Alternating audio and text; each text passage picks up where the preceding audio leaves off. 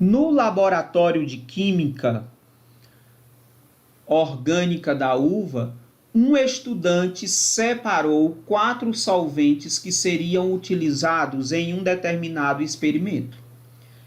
Entretanto, esqueceu-se de rotular os respectivos frascos no momento da coleta e, posteriormente, não teve certeza a respeito da substância contida em cada um deles.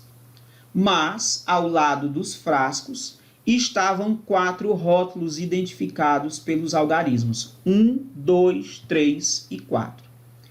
Para poder rotular corretamente os frascos, determinou-se para esses solventes o ponto de ebulição sob 1 atmosfera de pressão e a solubilidade em água a 20 graus Celsius. Foi então, olha o que está acontecendo. Um cara no laboratório pegou 4 solventes, colocou em frascos, só que ele não foi rotulando esses frascos. Então, o que foi que ele fez? Ele se perdeu, ele não sabia mais quem era quem ali naqueles frascos. Então, o que ele fez para poder descobrir qual era o tipo de substância que estava lá? Ele numerou os frascos, 1, 2, 3 e 4, e ele determinou o ponto de ebulição e a solubilidade desses líquidos em água. Ele viu que no frasco 1, o ponto de ebulição era 35 graus e que a solubilidade era 69 gramas por 100 gramas de água. A substância 2, ele viu que o ponto de ebulição era de 69 graus e a solubilidade de 0,013. A substância 3, o ponto de ebulição foi de 118,1 graus Celsius e a solubilidade era infinita. E a substância 4, o ponto de ebulição foi de 78,4 graus Celsius, também solubilidade infinita. Considerando que infinita indica que a substância é completamente miscível no solvente. Tradução significa que essa substância ela se dissolve em qualquer proporção na água. Solubilidade infinita.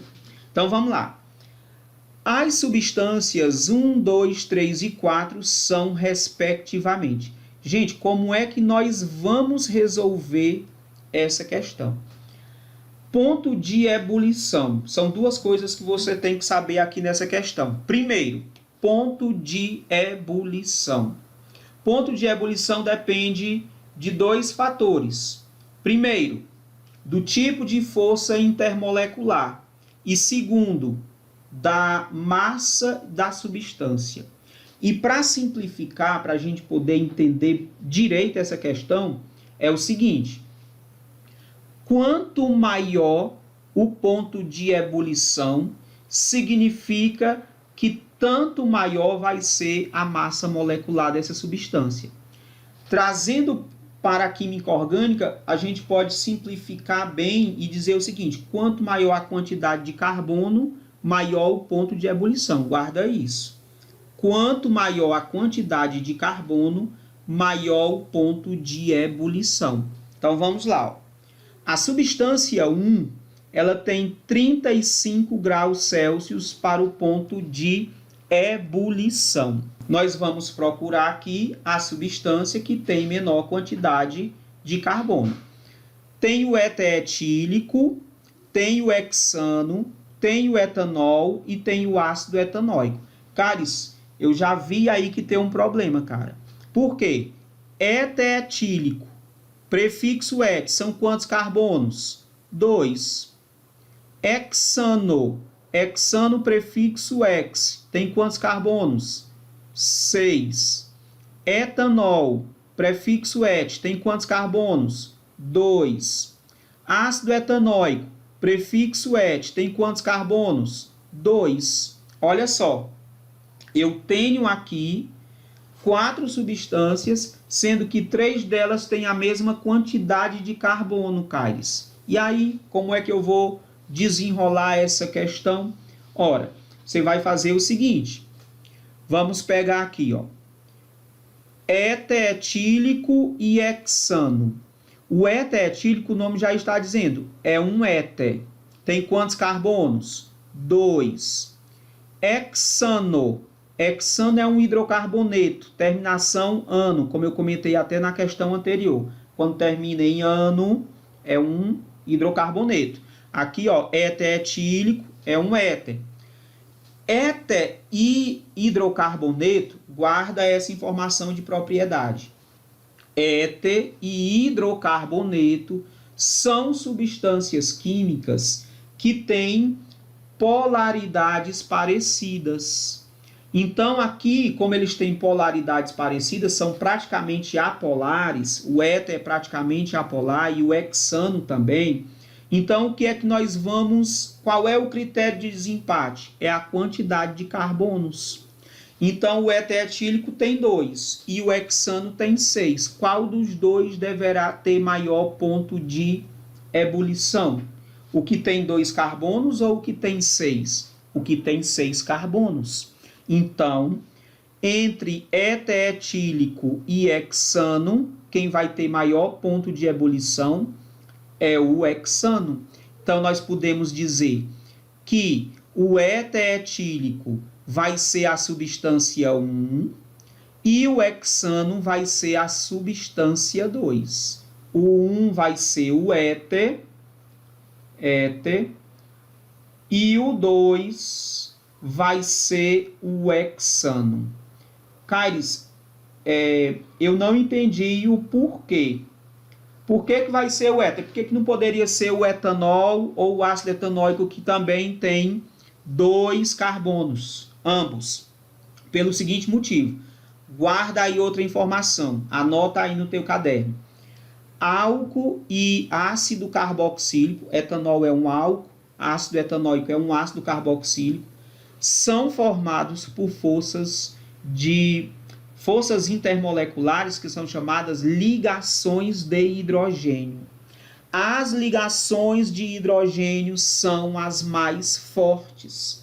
Moléculas que têm ligação de hidrogênio são ligações que têm ponto de fusão e ebulição mais elevados. Então, etanol e ácido etanóico, aqui nessa questão, serão as moléculas que terão maiores pontos de fusão e ebulição. Por quê? Porque são formados por ligações de hidrogênio. Álcool e ácido carboxílico são formados por ligações de hidrogênio, por isso tem pontos de ebulição mais elevados. Então, já sei que o 1 é o éter, o 2 é o hexano. Eu vou ter que desempatar entre o etanol, que é um álcool, e o ácido etanóico. Anota mais uma informação. Etanol, todo álcool, aqui no caso o etanol, ele vai fazer uma ligação de hidrogênio. E o ácido carboxílico,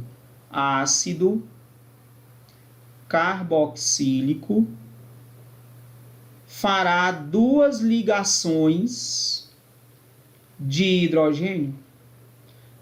Se as duas são fortes, entre álcool e ácido carboxílico, quem é que vai ter maior ponto de ebulição, gente? O ácido carboxílico, pessoal, porque ácido carboxílico faz o dobro da quantidade de ligações de hidrogênio que um álcool. Então, nós podemos dizer, ó, que a molécula 3, que apresenta, ó, 118,1 graus Celsius para o ponto de ebulição, vai ser o etanol ou vai ser o ácido etanóico? Vai ser o ácido etanóico. Por quê, Caires? Porque o ácido etanóico faz 2 ligações de hidrogênio, enquanto que o etanol só faz uma. Então, por conta do ácido fazer 2 ligações de hidrogênio, o ponto de ebulição, ó, vai lá para cima.